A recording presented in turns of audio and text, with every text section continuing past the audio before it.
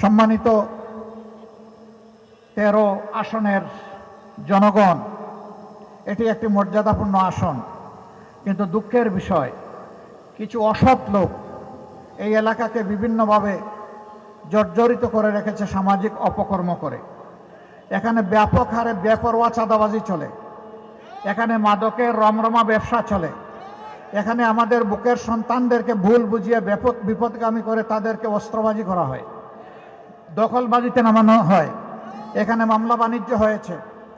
আমরা আমাদের যে সমস্ত সন্তানদেরকে বিপদগামী করা হয়েছে, আমরা তাদেরকে ইনশাল্লাহ বুকে টেনে নিয়ে সংশোধন করে তাদেরকে মর্যাদাবান নাগরিক হিসাবে ইনশাল্লাহ গড়ে তুলব।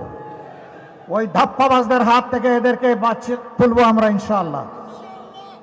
যদি আল্লাহর মেহেরবানিতে জনগণের বুটে ভালোবাসায় আমরা আত্মবিশ্বাসী, ইনশাআল্লাহ হাও বিজয়ী হবে, ইনশাআল্লাহ 11 দলের পক্ষেই জনগণের বিজয় অর্জিত হবে। এখানে লক্ষ্য করবেন, আমরা কোনো ব্যক্তি পরিবার গোষ্ঠীর পক্ষে এই নির্বাচনে নামিনি, আমরা নেমেছি 18 কোটি মানুষের পক্ষে। আমরা ঘোষণা দিয়েছি স্পষ্টভাবে, আমরা কোনো দলীয় সরকার কায়েম করব না, আমরা জনগণের সরকার ইনশাআল্লাহ কায়েম করব। আমরা এও ঘোষণা দিয়েছি, আমরা নির্দিষ্ট কোনো দলের বিজয় চাই না, আমরা 18 কোটি মানুষের বিজয় চাই। 18 কোটি মানুষের বিজয় অর্জন হলেই এটি হবে আমাদের মহাবিজয় ইনশাআল্লাহ তাআলা আজিম। একটা পক্ষ দল ব্যক্তি পরিবারের বিজয়ের জন্য পাগল পারা হয়ে উঠেছে। জনগণ তাদেরকে অতীতে দেখেছে আর এখনও তাদের কার্যকলাপ দেখছে। আমরা বিশ্বাস করি বাংলাদেশের শান্তিপ্রিয় জনগণ অবশ্যই তাদেরকে সমর্থন করবে না, তারা জনগণের দ্বারা প্রত্যাখ্যাত হবে। যারা জনগণের পক্ষে আছে, জুলাই আকাঙ্ক্ষার পক্ষে আছে, জনগণ ইনশাআল্লাহ তাদেরকেই বেছে নেবে। এর আলামত ইতিমধ্যে স্পষ্ট হয়ে উঠেছে। ডাকসুর বিপি সাদেক কায়েম বলেছেন, অলরেডি তরুণ সমাজ তাদের রায় জনগণকে জানিয়ে দিয়েছে।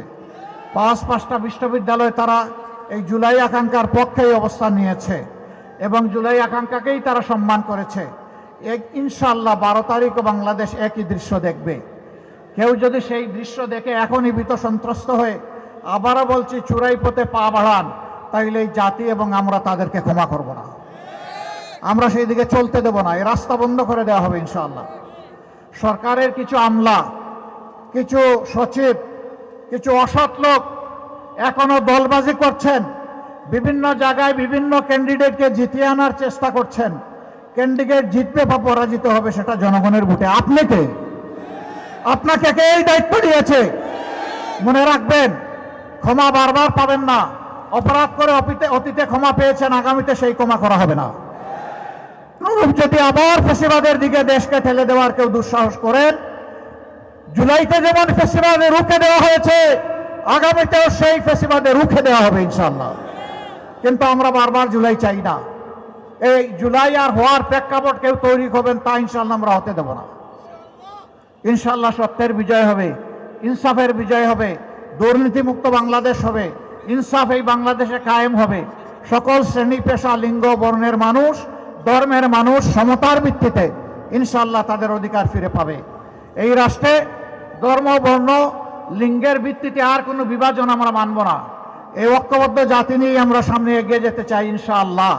এখন থেকে সতর্ক পাহারাদারের দায়িত্ব পালন করতে হবে। কোনো ভোট ডাকাত, কোনো জালিয়াত, কোনো ভোট চোর, কোনো অবৈধ ইঞ্জিনিয়ার যাতে জনগণের কপাল নিয়ে খেলতে না পারে তার রূপে দিতে হবে ইনশাআল্লাহ। এখন থেকে পাহারাদারি শুরু।